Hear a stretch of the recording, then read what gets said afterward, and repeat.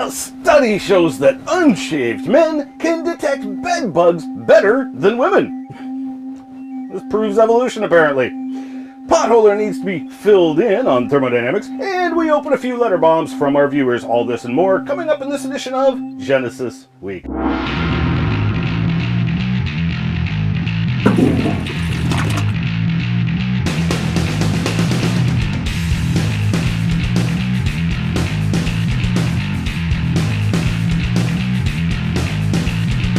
And a welcome to this episode of Genesis Week, the weekly program of creationary commentary on news, views, and events pertaining to the origins controversy, exclusive right here on YouTube.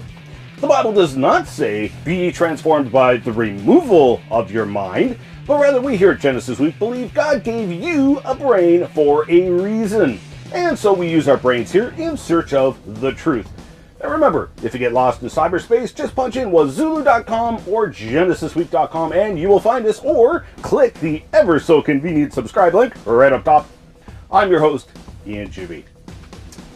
A December 14th biology letters paper by Isabel Dean and Michael T. Siva-Joffe reported the results of an experiment where they shaved the armpits of men and women to see if they could detect bed bugs better. You can't make this stuff up. Now, of course, in order to get research funding, you must give a nod to evolution. And your results must support evolution, even if the results don't support evolution, if you get what I'm getting at. For example, in the abstract we read, although we are relatively naked in comparison with other primates, the human body is covered in a layer of fine hair, vellus and terminal hair, and a relatively high follicular density.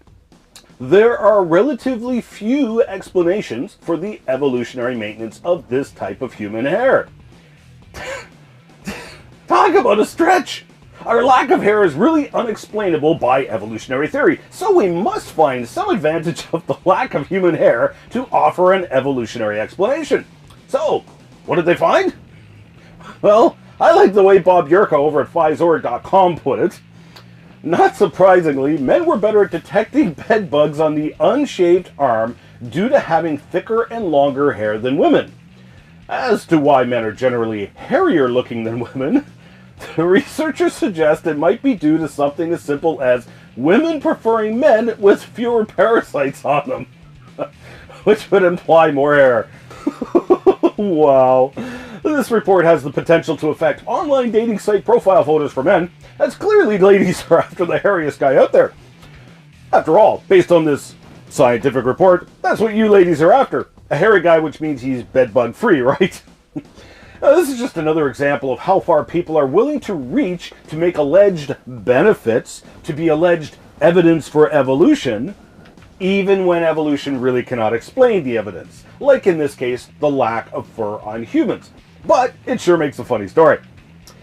YouTuber Potholer54 recently posted a video setting fire to creationist strawmen, which really strikes me as ironic, as he delved into trying to debunk thermodynamics and subsequently burned himself really bad. Potholer definitely needs to be filled in on what thermodynamics is, and in fact, I'll have a rant coming out shortly, mostly devoted to his video, because while his discussion of thermodynamics was so bad and so full of flagrant, gross errors, sadly, his response was typical of the anti-creationary community. But I bring that up, along with these snowflakes that Potholer mentioned, because Nature magazine also had an article come out on the incredible variety snowflakes can produce.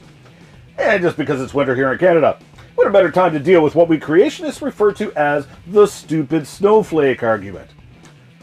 That's right. The claim is that incredibly complex snowflakes can form, therefore the laws of entropy or disorder are violated. Therefore, we can conclude that life can arise from non-life. Well, of course, Potholer first pulled the open systems argument, claiming that energy coming in from the sun can cause life to arise, and then cites snowflakes and sunflowers as examples? This makes it evident that Potholer doesn't have a clue what he's talking about. First of all, as I already pointed out in a previous rant, closed thermodynamic systems do not exist. The well-established laws of thermodynamics were formed to describe what happens in open systems. So why then would Potholer talk about closed systems? I can only think of two possible reasons. Ignorance or obfuscation? Snowflakes form by cooling. Yet Potholer was calling upon energy from the sun to magically defy disorder. Energy from the sun plays a role in evaporation of water, yes, but energy from the sun melts snowflakes. Then Potholer takes a quantum leap of faith, comparing a snowflake to the sunflower. What? That's like saying that because a rock formed by natural processes, we can therefore conclude that the space shuttle can also form by natural processes. And even that crude comparison doesn't do it justice, because the space shuttle cannot reproduce, cannot repair itself, cannot find and process its own energy, etc. You know what the odds are that the space shuttle can form by natural processes? Well, it's quite easy to calculate, actually. The odds are 0 that the space shuttle could form by natural processes. And so it goes even with the very proteins that the sunflower needs in order to live. But, to be honest, perhaps we should temper those odds with the fact that Kim Jong-il got 11 holes in one in his first game of golf. I wouldn't have thought that was possible either. Yeah, I didn't believe that story either. Snowflakes most certainly do follow the laws of thermodynamics and entropy. And snowflakes have absolutely nothing to do with life forming from non-life. Thanks for coming out.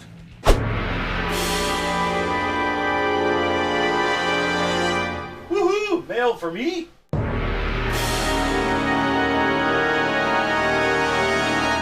I wanted to give a special thank you to all my subscribers and viewers. Thank you for watching, and thanks for commenting. Now please know that while I try and read comments, I typically can't get to responding them, as my videos just get way too many comments. However, I will try to highlight some of your comments here and there, especially on Genesis Week. One YouTube skeptic, apparently not wanting to make his statements publicly, wrote to me privately. He was critical of my second pilot for Genesis Week episode, criticizing me for allegedly not knowing that dinosaurs are considered to be birds.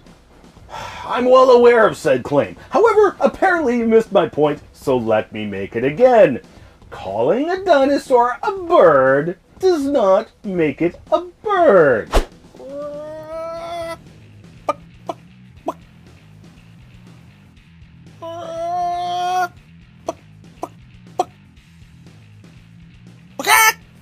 Citing cladistic diagrams is completely bogus because it's easy to show just how flexible cladistics are to accommodate the current favorite evolutionary theory. In fact, I wrote about this in my blog, where some evolutionism thinkers were arguing over whether a hippo was most like a whale, a pig, or a dog. And they get paid for this. Oh, and by the way, there are multiple well-respected evolutionary scientists who disagree with you and claim that dinosaurs are not birds. They believe birds evolved separate from the dinosaurs. So much for cladistics. I just released another Crevo rant on the origin of life and evolution. You can click on the video here and go watch it right now, or the video will be provided again at the end of this program. In response to that video, TruthSeeker1973 wrote in, I've always got a kick out of the way Evos dodge the whole origin topic. They, just as you state in this video, claim that evolution is completely different than the Big Bang. Therefore, let's argue evolution and not worry about its origins. It has everything to do with it. If the origins can't be explained, then you have no argument. Theist77 wrote, thank you for your ministry, brother. God bless, and may he be glorified. JMCH, a person very skilled in saying a lot in a very few words, put it succinctly. Evolutionists pwned. Thanks for writing in, folks. The trolls were hard at work again, flaunting their flagrant ignorance on so many subjects that I felt like the last male rabbit in a world of female rabbits during meeting season. Wherever do I begin? Most of the skeptical comments are really not even worthy of a response. However, some of you viewers stepped in with your comments. In response to the Science Foundation's flagrantly ignorant comments on the alleged genetic similarities between humans and chimps, TubeNotMe wrote, it's a free country. You can believe that if it pleases you. Well, again, supports is one of those words that can have a lot more significance in a given case to one person than another. And I wasn't talking of primates, but of humans. You may believe that you're descended from the same critter that is the ancestor of chimpanzees, gorillas, and so forth, but I find the differences, at all levels, more significant than the similarities. You're right on the money. The differences between humans and chimps are far beyond the genetic. But even just the genetic differences are fatal to the evolutionary model. For example, the Pseudoscience Foundation never mentions orphan genes, which are a 0% match between chimps and humans. And there's hundreds of orphan genes. Thanks for writing in, Tube Not Me. And for the rest of you viewers, I happen to discuss this very subject in my last newsletter, which you can read right here. Sign up for my newsletters right there. Well, I'm trying to keep these programs short, so I better sign off for now. Don't forget, there's only a few days left to get your video entry into the Epic Evolution Ponies Contest. I'm your host, Ian Juby, and hey, there's a convenient subscribe link right there. Don't miss a single rant or show. Subscribe to my channel today, and if you like this program and want to support it, please do me a favor. Just down below is a share button, complete with easy to click on links to share this video on Plus, Twitter, or Facebook. And don't forget to rate and rant down below. Remember the words of Christ who said, "I am the way, the truth, and the life. No man comes to the Father but through me." God bless you as you pursue the truth.